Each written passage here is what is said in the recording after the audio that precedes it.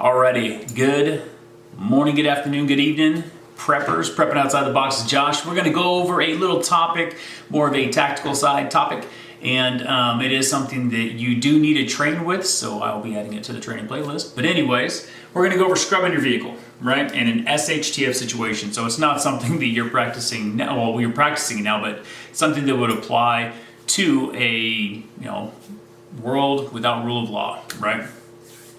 Anyways, so we're going to be scrubbing a vehicle, SHTF, and in the off chance that you have to ditch a vehicle, and whether it be just from the more, the better side of it, just a vehicle down, mechanical, or whatever it is, or it is from contact where they have disabled your vehicle. And I'm going to just elaborate real quick on this. If you're scrubbing your vehicle, there is an element in contact when you start balancing out the armor that is provided for you on that vehicle and the level of threat, right? You want to keep that in consideration because you're not going to have a nice pregnant pause. You're not going to have that, that second to make a good decision if you don't have the security of some level of protection. Anyways, so keep that in mind. This is why we always say train with your team. Now, train with your team on this, and the way to speed it up so you're not have to worry about as much is if, for one, you don't want to sit in a vehicle that's just going to be sitting there getting pelted, because if it doesn't have armor, you're just a sitting duck, right? So who grabs what in your team? And a lot of teams are going to sit there and be broken up. So you have a medic, and you have the person that always drives, the tail gunner, the extra rifle, whatever it is, extra shooter, the guy that's navigating, usually up front with the driver, and getting you where you're going. So you have all these things broken up, and obviously the medical, or who's deemed medical for your team, would probably be in charge of grabbing, his casualty bag or whatever you guys brought for that medically. You could have your extra rifle, your extra gun, grab the bag of ammo or whatever's extra in gear and things like that. Maybe the driver grabs some of that gear or whatever's needed.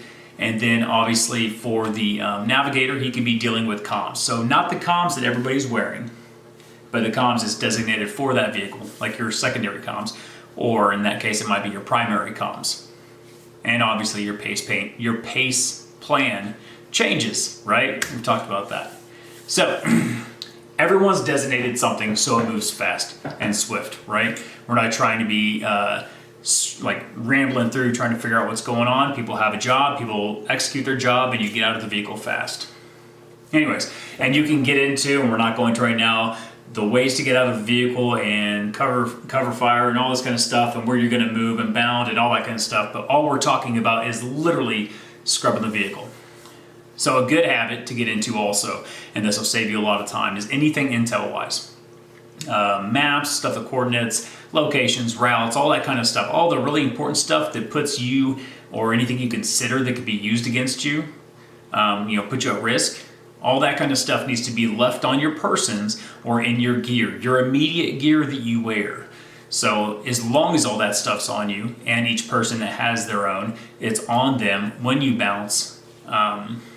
Anything that is left behind is just left behind, and you have what's important to the safety of your team and the people back in your camp. So now that you've bounced out of the vehicle, there's kind of, and at first it kind of sounds stupid, but if it's just a vehicle down mechanically, did you secure the vehicle? Because you don't know if you have or how long it would be before you have some kind of a recovery element or team go back out there and get that vehicle for you, right? If you don't have the means to get it up and get back yourself. So if you are scrubbing the vehicle, grabbing everything important and leaving, secure the vehicle so you can come back and get it, hopefully. Obviously, if you're going to be in contact, it's a little bit different. It's not really top priority to lock up the vehicle that's getting lit up as you're trying to get, to safety.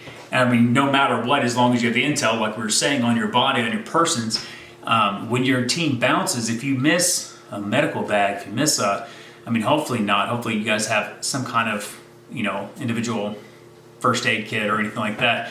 But if there's something you miss, I'm just saying that it's not the risk of your life to stay there and grab it if you, unless it's going to put you at a disadvantage.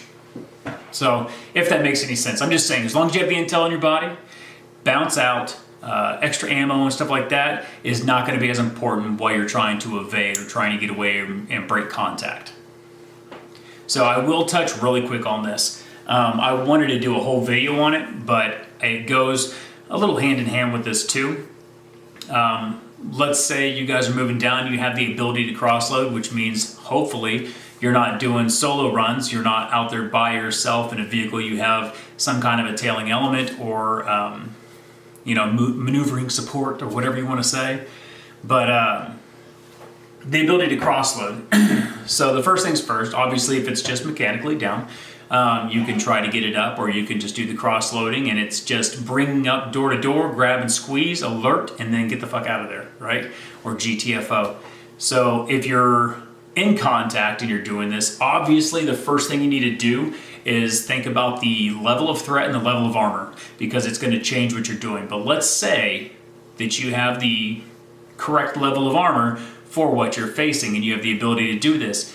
The tail vehicle or whatever your rear element or forward, whatever it be, wherever the contact is from, moves up to the other one, door to door opened up because you have that extra layer of security. And then the grab and squeeze is just the people in the vehicle that is down grabbing important, squeezing into the vehicle, whichever way they go. And this is something also that needs to be trained on. You need to practice on squeezing, 6 dudes, 8 dudes into a vehicle that seats 4 or 5 is something that can be learned.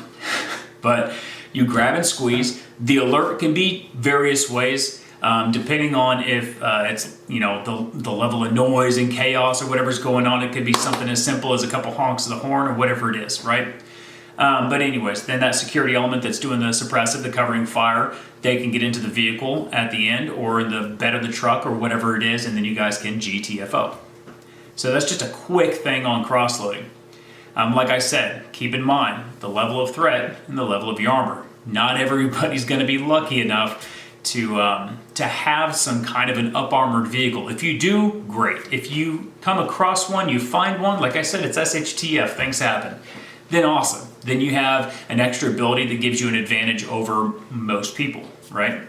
So, and then touching again, try not to do those solo runs. If you're out there and you're by yourself, then you're lacking a lot of options, okay? You're stuck with what you've got. And sometimes you might be, and then you need a plan for that scenario also with your team. And there's ways to do that when you start talking about breaking contact. But that was scrubbing the vehicle. I will do one extra thing that I'm going to say on here. Let's say you don't have the level of armor that you wanted, and that cross-loading I'm talking about might not be convenient for the level of threat you're up against, right? So there is a good practice you can get into where the team that is currently under contact moves away from the contact, away from the fire, and then back towards safety in whichever direction that might be, whichever it is from. And then that tailing or the forward element, whatever is the one that's not in contact, can actually recover them from that practiced maneuver you guys do. So let's just give an example. You sit there, the front vehicle gets in contact, they grab their stuff, they get their gear, they jump out, they're laying down cover, they're breaking contact.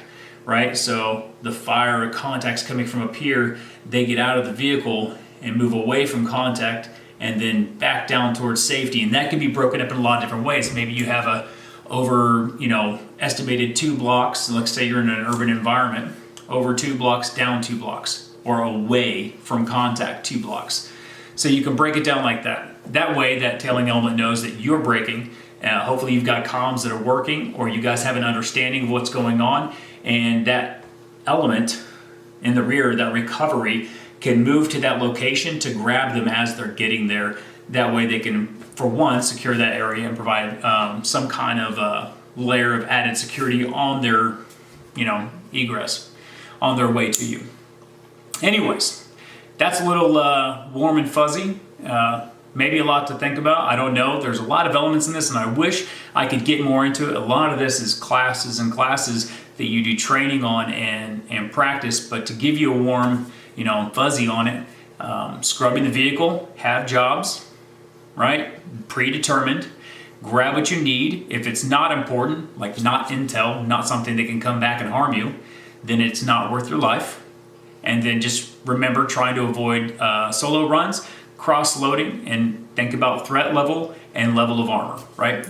So anyways, if you have any questions, I'm sure you do, maybe you don't, throw them down in the comment section or save them for Monday, and I will answer them then. But until tomorrow for your morning goat, yeah, I will say this, and I've been tossing this around, and it's probably the best way to get my point across. You need to train harder, or you're at the mercy of those who do. Okay, and it speaks for itself. See you later.